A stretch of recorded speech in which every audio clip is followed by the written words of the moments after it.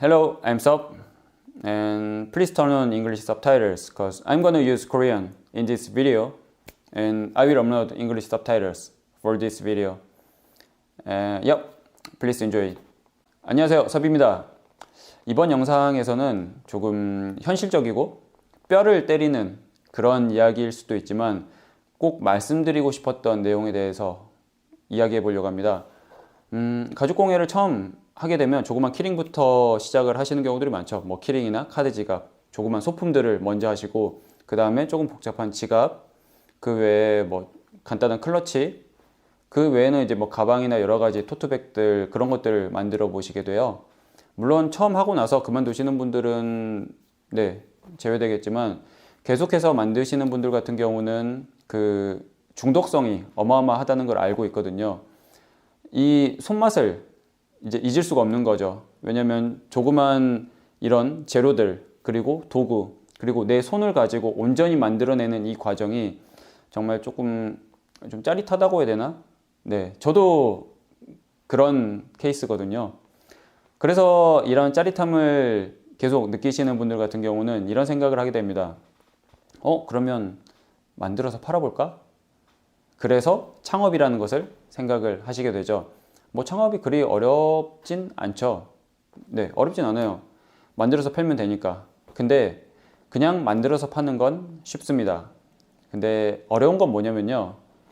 만들어서 내가 원하는 가격에 파는 게 어렵습니다.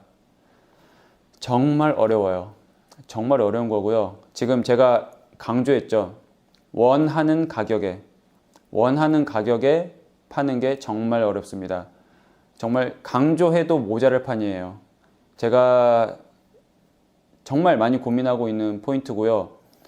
창업을 하고 앞으로 이것을 업으로 생각하시고 혹은 뭐 부업이라 할지라도 그런 분들이 언제나 고민할 만한 포인트일 거예요. 특히나 직접 만드시는 상황에서 말이죠. 제 영상을 보시는 분들 중에서는 뭐 집에서 소소하게 하시면서 창업이나 그런 것들을 생각하시는 분들도 있고 혹은 아카데미 성격을 가진 그런 공방에서 이제 정규과정 클래스를 들으면서 창업을 준비하시는 분들도 있을 거예요. 그런데 거기서는 보통 약간 장밋빛 미래만 제시를 해주는 경우들이 많습니다. 잘 될 거야 라는 이야기만 하죠. 이렇게 해서 이렇게 하면 된다 라는 식으로, 그리고 이렇게 하면 팔릴 것이다 라는 식으로 무언의 이런 암시를 주는 거죠. 근데 현실은 그렇게 녹록하지 않아요. 내가 손바느질을 하고 뭐 안감도 가죽을 쓰고 겉감도 뭐 악어 가죽, 뭐 좋은 가죽, 뭐 비싼 테너리 가죽 이런 것을 썼다고 해서 그 값어치, 그 가치, 내가 생각하는 이 정도의 가치를 소비자는 알아차릴 수가 없습니다. 그리고 제가 생각하는 이 가치 대비 훨씬 작게 생각을 해요. 이게 현실이에요. 정말 현실이고 그 갭 차이가 어마어마합니다. 그래서 처음 뭐 공방을 조그맣게 차린다든지 그렇게 해서 판매하려고 해서 가격을 이렇게 해놓으면 소비자들은 어떤 생각하냐면 뭐 이렇게 비싸? 이런 생각들을 정말 많이 하고요. 그게 피드백으로 돌아와요. 한마디로 안 팔린다는 거죠. 근데 팔리려면 이제 가격이 낮아져야 되는 거예요. 그러면 어떤 딜레마가 있냐면 내가 이거 시간 들여서 손으로 해가지고 이렇게 한 게 얼만데 라는 그런 딜레마에 빠지는 거죠. 이게 이 갭을 줄이는 게, 그러니까 소비자가 생각하는 가치 그리고 내가 생각하는 제작자로서의 가치의 갭을 줄이는 게 정말 쉽지 않습니다. 여기에 대해서 언제나 생각을 하셔야 되고, 이게 제작하는 사람 입장에서 꼭 피해야 되는 착각 중에 하나예요.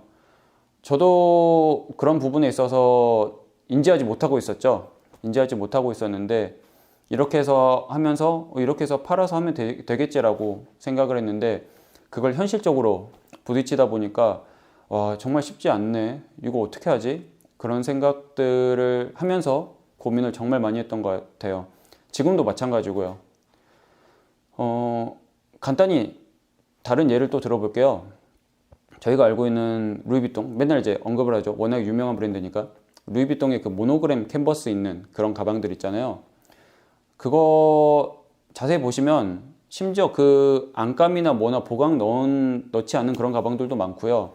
그냥 그 모노브랜드 캔버스 그것만 가지고 이제 가방 형태만 해서 막 100만 원, 200만 원, 300만 원 이렇게 판단 말이에요. 그러면 그 생각을 하실 수 있잖아요.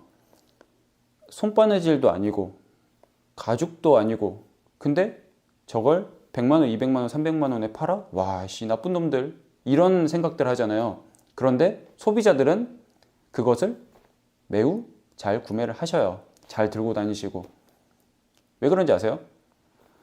루이비통이니까 그런 거예요. 정말 간단하죠.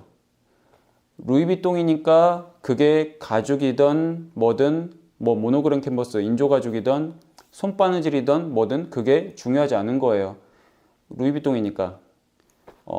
차로 생각을 해볼게요. 차로. 뭐 예를 들어서 기아차, 기아의 중형 세단 뭐 K5라고 생각을 해볼게요. 그 차랑 벤츠의 E클래스랑 어떻게 보면 바퀴에다가 문짝 들어가는 거에다가 쇠판 들어가는 거 기술도 그렇게 차이 많이 나지도 않는데 가격 차이는 어마어마하게 나잖아요. 근데 사람들은 벤츠 E클래스에다가 몇 천만 원씩 더 주고도 산단 말이에요. 그러면서 만약에 기아차가 그만큼 가격을 한다고 하면은 무슨 말도 안 되는 소리야 그런 얘기를 하잖아요. 이 둘은 차이도 없는데 여기서 제가 말씀드리고 싶은 거는 루이비통의 이야기도 마찬가지고요. 그 다음에 아까 말씀드린 자동차 그 브랜드의 차이도 마찬가지인데 이 차이는 소비자가 결정한다는 거죠. 내가 결정하는 게 아닙니다. 내가 뭐 좋은 재료, 뭐 손으로 했다, 수제로 했다 이것이 인과관계로 인해서 금액으로 결정되는 게 아니에요. 내가 손바느질을 해서 좋은 가죽을 썼다고 무조건 높은 가격을 받을 수 있는 게 아니라는 거죠.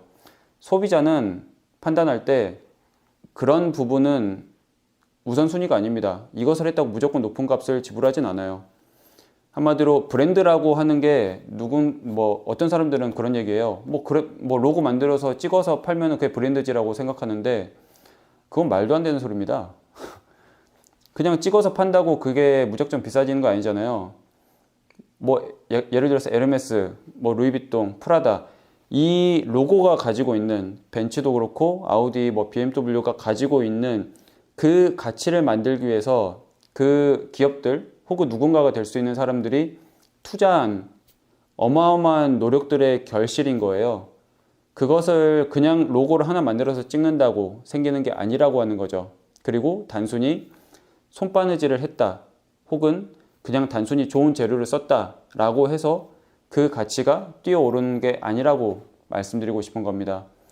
그래서 약간 이게 말이 어영부영 이리 갔다 저리 갔다 했는데 그래서 제가 결론적으로 말씀드리고 싶은 내용은 이런 착각에서 벗어나시는 게 앞으로 가죽공예를 즐기시는 데 있어서 그리고 혹은 창업을 생각하시는 데 있어서 훨씬 도움이 될 거라고 하는 거죠.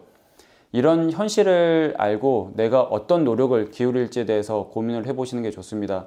저 같은 경우도 똑같은 케이스고요. 지금도 꾸준히 고민을 하고 있습니다. 그래서 저는 지금 보고 계시는 유튜브를 하고 있는 이유도 저에 대한 신뢰도를 쌓기 위해서 작업을 하고 있다고 보시면 돼요. 어떻게 보면 제가 어떻게 하는지 혹은 제가 어느 정도의 지식을 가지고 있는지 혹은 어느 정도의 경력을 가지고 있는지 어떤 사람인지 그런 것들을 이렇게 쌓아 나가면서 제가 만든 것에 대한 가치를 올리려고 이렇게 노력하고 있는 중이라고 보시면 될 것 같습니다.